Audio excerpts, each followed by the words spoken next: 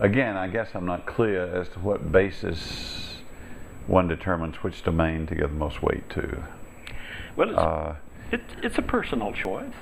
Yeah, based on your personal experience. If you take a person raised in a home where debates occur at the dining table every evening. Right.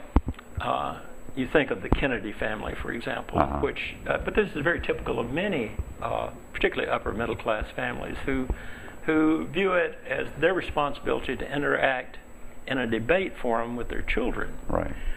They're preparing their children without thinking for the domain of rhetorica, to be expert in it. And we admire people who are expert in rhetorica, somebody who can make the case for what we want them to make the case for, and they make it like a brilliant lawyer. We admire them. Well, so it is not surprising that these children that come out of these families, from these kitchen or dining room table debates, the children of those families tend to study law and tend to become politicians. It shouldn't shock anyone. They're expert in the talent of searching for truth through debate and persuasion. That's something they've learned from an early age. Whereas the child who grows up in a family that admires education, they want this child to receive all the education they can. They lavish attention on getting this child into the best schools. It should be no surprise that this child is going to have a tendency toward academics, and they're going to think in terms of what is logically true, what would be accepted in a classroom format as true. And if it's contradictory, it's going to get knocked down very quickly in an academic setting. So it has to meet the basic tests of reason, or everybody's going to reject it. So I think about those early formative years, and I worry about children who are so steeped in one domain that they must reject all of the others. And this is common for children who grow up in a strict religious tradition, where politics must fit their religious doctrine, colleges must fit their religious doctrine, and research findings must fit their religious doctrine. We've got some candidates for president that fit exactly there. We've had a lot of politicians in recent years. If you go back in the history of the U.S., it's hard to know what religion early presidents were. Even into the 20th century, we didn't talk much about their religion. But I think since the days of Kennedy's Catholic bid for the presidency, Catholic bidding for the presidency, that what we have seen is a growing interest in the religion of the candidates. And now with Carter opening the door for it became, Kennedy made it acceptable to be a Catholic. Carter made it acceptable to be a born-again evangelical Christian.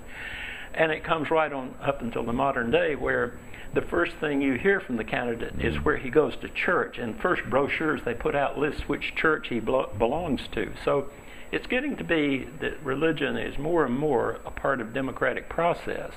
And I see in that a little contradiction, that are these candidates rejecting the path to truth that politicians must take, which is debate and reaching agreement with others, coming to some acceptable compromise, or are they so doctrinaire that they can't do that? And of course, I think that's one of the biggest problems we face today, is we've got ideological mystica brought in through ideology and mystica brought in through religion into the political forum, which raises a question that some reporters occasionally raise.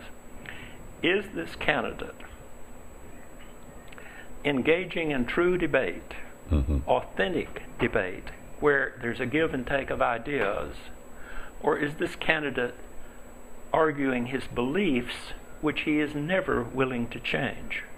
If he's arguing his beliefs, it's pointless to argue with him, because you can't convince him to compromise. He can't compromise his beliefs.